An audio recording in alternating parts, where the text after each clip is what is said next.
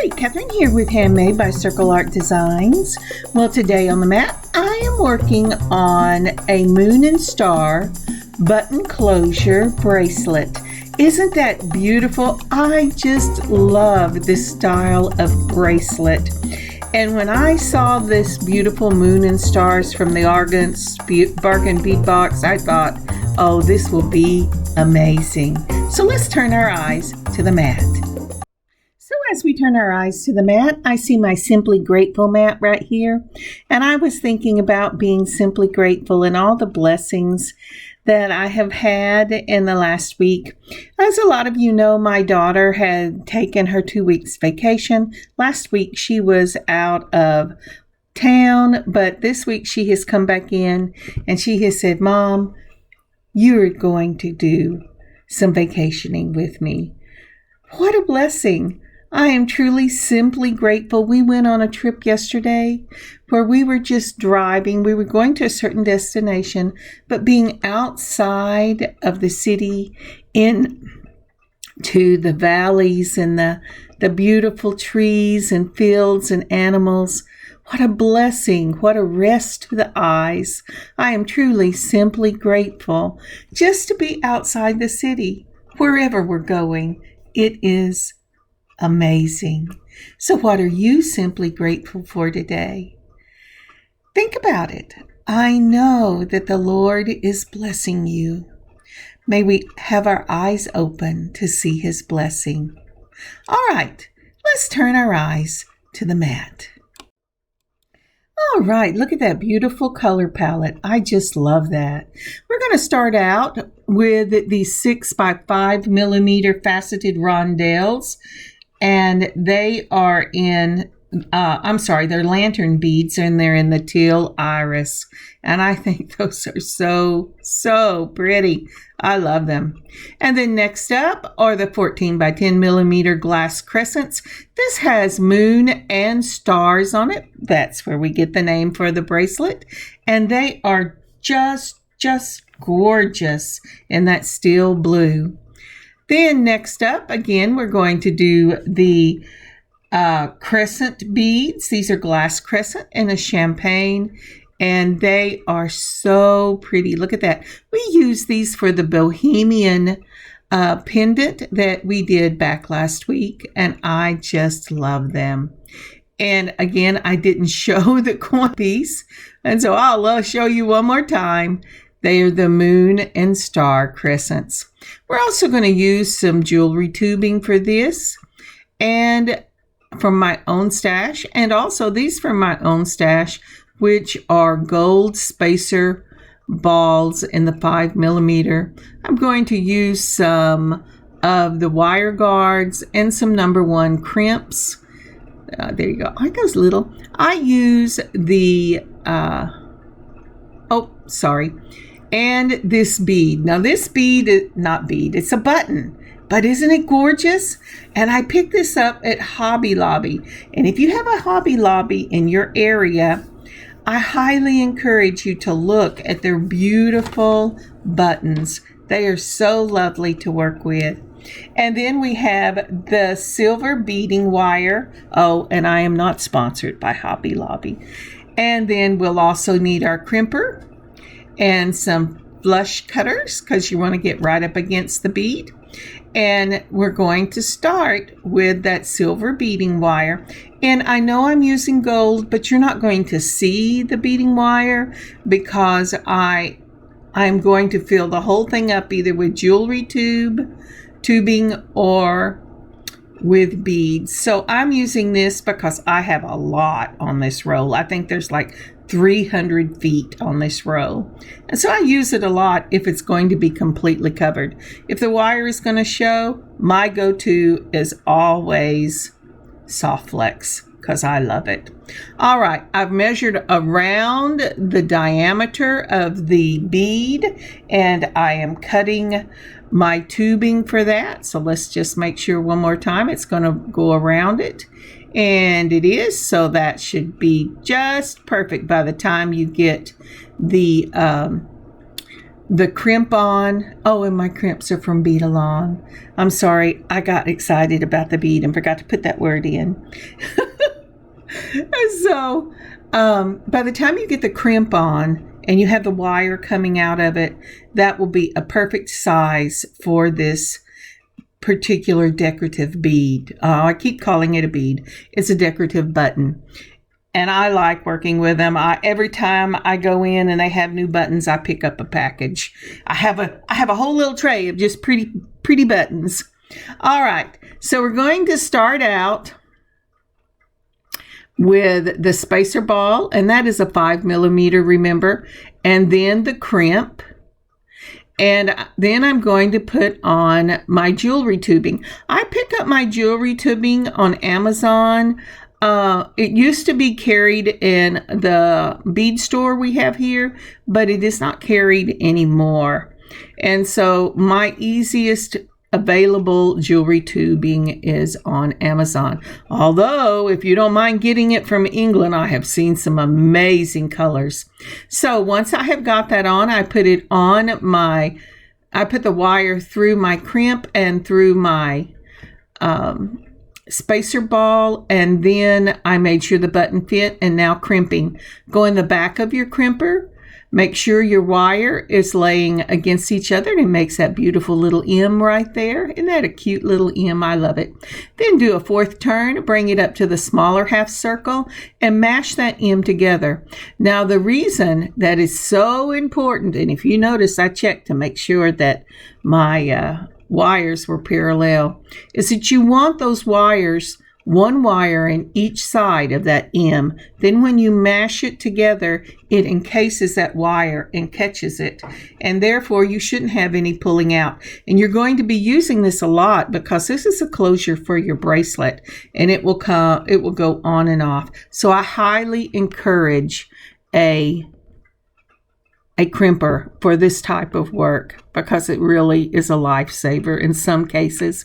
All right, I've cut a length of about 8.5 inches. My bracelet will end up being 7 1/4 because that's exactly where I want to wear it whenever I wear it. And so I'm going to start beading from the loop towards the button. All right, I've put on one of those Crescent Moons in the champagne. That is so pretty. Now, I'm not going to need those right now, so let's just move them out of the way.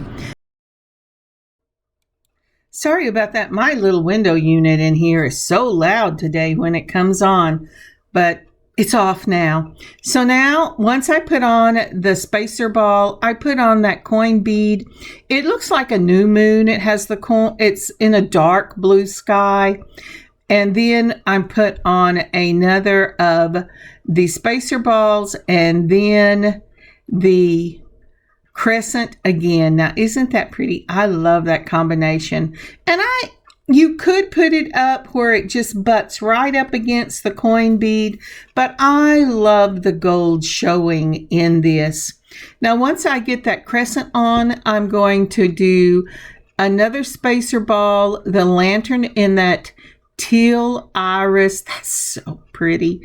And then I'm going to put on another spacer ball. So let me get you a picture so you can see what I am doing.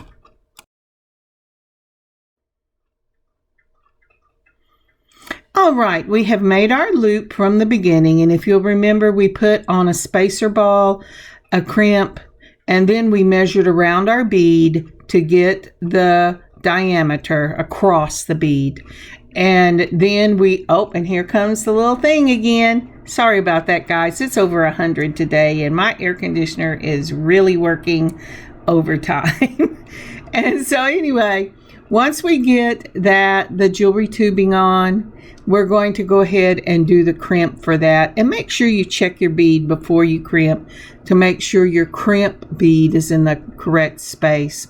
Now, we already have on our spacer ball, so we're going to do the crescent moon, a spacer ball, the coin bead, a spacer ball, the crescent moon, a spacer ball, the lantern, and a spacer ball. Now, if you want your moons all going the same direction, that's wonderful. But when I saw this, I thought, oh, This coin bead looks like a new moon because it's dark in the sky. You know it's kind of there, but it's still dark in the beautiful blue sky. So I did a waxing and waning crescent moon with the new moon in the center. And this is going to be the pattern that we follow till we get our bracelet almost full and need to put on the button. All right.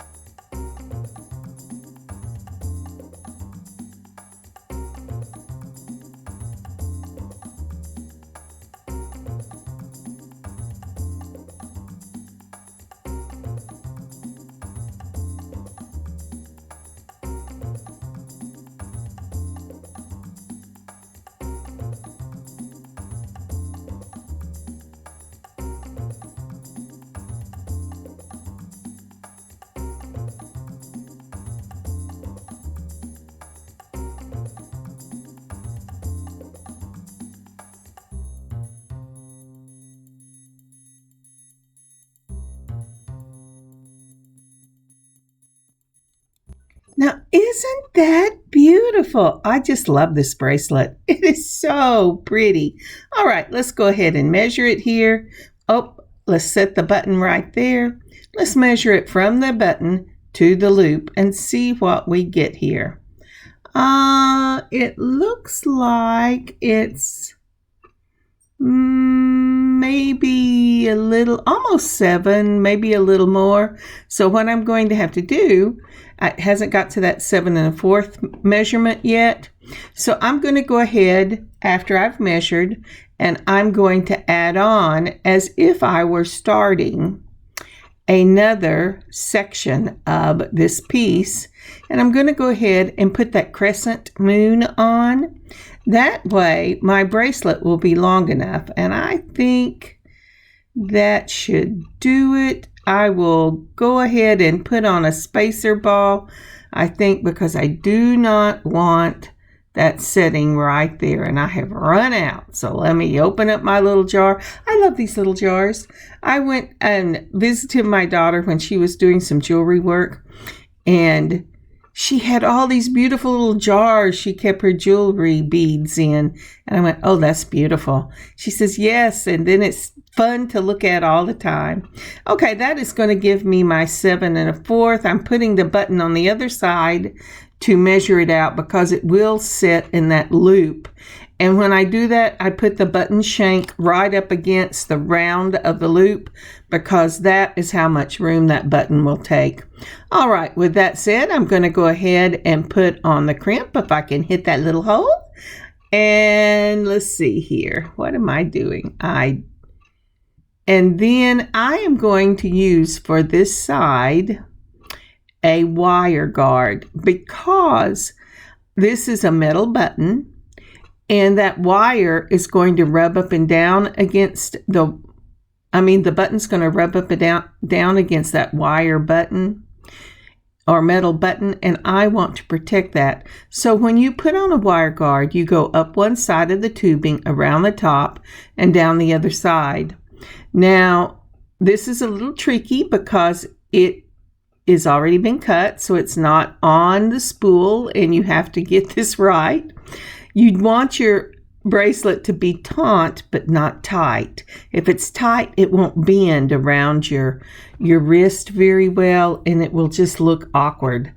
And so what I'm doing here is I'm very carefully moving that wire through, but I got it down there and went, oh, oops, I forgot to put the button on. So I'm putting the button on and I'm going to go ahead and get it through that wire guard. And once I get it through the wire guard, then I'll go ahead and put it through the crimp, through the 5mm spacer ball, and then go ahead and pull it down taut. Once I do that, I will go ahead and do the crimping on this. Oh my goodness. It is giving me a bit of a problem here. But there you go. Look at that. You know what? I think I'm actually going to get this into the moon. Now, the reason this is giving me a little bit of trouble is because I took it off and put it back on, and I got a little crimp in my wire. There you go. Now the crimp is happy. And now I can go ahead and get it down through that ball. All right. Here we go. Come on. I hate it when I get crimps in my wire. But I would like to say that I'm not the type of person that gets cramps, but that would be such a lie. Oh my goodness. I forget sometimes to do the little step because I get excited about getting finished. And whenever that happens, I get, yep, there's the cramp. And it just keeps, it says, no, I'm not going in there. And this is the trouble when you get a cramp. That means your wire has twisted in an awkward way. And you have to be very careful. There you go. I finally got it through, and I made it all the way through the moon. But you have to be very careful, or it will make your necklace just at the button lay funny. So try not to get a crimp. Remember to put the wire guard through first. All right, I put it in the back of the crimpers and crimped it down, moved it to the front, crimped it down. Then I have got a little tug on it, made sure it was taut, it was going to hold. And you can see there that that wire guard goes right through, and the wire itself goes through the crimp, through the button, and through the moon. Now I'm clipping that, and I always pull that wire away. I put my flush cutters right up against the button or the bead, and I clip that way. That way I don't get the piece that, or mostly I don't get the piece that I have beaded on. Now isn't that lovely? I just love that. Oh, let's see if I can get this on now. Sometimes it's a little harder for me than other times. I really want to show it to you with it on. I am a stickler for trying it one way and then the other to make sure whichever way the button looks good. And it doesn't really matter because it's all going to hang the same way. Now let's quit fiddling with the button, Kathryn. Okay. Now isn't that beautiful? I just love that. That is so pretty. Oh, and the really nice thing about this button is it is so beautiful that most of the time when I make these type of bracelets, the button is the center focal. Sometimes I wear it with the button as the clasp on the back, but I always buy special buttons for these pieces. I'm looking at it to make sure that my wire guard is laying in the right place. But see, that would be just as pretty if you wore it this way. And now something to tell you about with those little crescent moons is that they flip. And one side has a finish on it, and I think it's beautiful. But I've decided that they really intended it to be worn where the finish shines up through it. But here is this beautiful finished bracelet. Now, isn't that gorgeous? I'm having to hold my hand steady because I'm having a very shaky day today. All right, but that is just gorgeous. So when you make one of these for yourself, wear the button on the top, wear the button on the bottom. It doesn't matter. It will be beautiful. All right, let's do the matching earrings.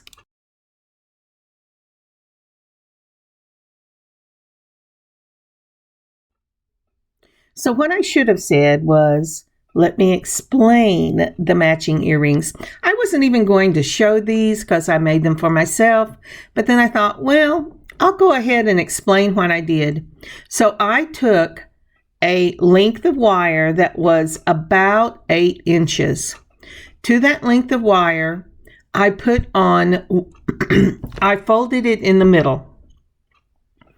Then on one side of the wire, I put on my lantern bead, a spacer bead, the coin bead, a moon bead, and a spacer bead. Now, once I got that done, and that part of the wire that I put all these beads on, I left about 1.5 inches on the top, so the wire is not folded completely even. Then the other wire, because it was bent, that lantern bead is sitting on the bend. I pulled the wire up from the back and I wrapped it between the space for the lantern. I went across the spacer bead and then I wrapped it twice around the space between the spacer bead and the coin bead. Then coming up from the side, I wrapped it across the coin bead, headed for the space between the coin bead and the crescent. Then I wrapped it twice at the crescent, came around the middle of the crescent, wrapped it around the space between the crescent and the spacer, and then I wrapped it 4 times at the top, making a wrapped, it was a messy wrap. I wrapped it 4 times at the top and clipped it. Then using my straight nose pliers, I just turned a circle and wrapped several more times the extra that I had from the wire that I had originally put all the beads on. And that's all there is to this. I will try to go ahead and get this done and put out. And when I do my earrings, I'll add this to this type of earring to one of those. I think these are just lovely, and doing this technique, it helps the beads not to twist around on the wire, and I think they are just lovely. All right, let's look at some pictures. Now, isn't that a pretty bracelet? I just love this bracelet, and the earrings are just the extra touch. I always love to wear earrings and bracelets that match. It is my thing. Thank you so very much for joining me today. I had so much fun making this set. I hope you look in your stash and you've been inspired to make one of these button closure bracelets yourself, because they are a joy to wear. They're so easy to go on and off, and I know you will love the finished product.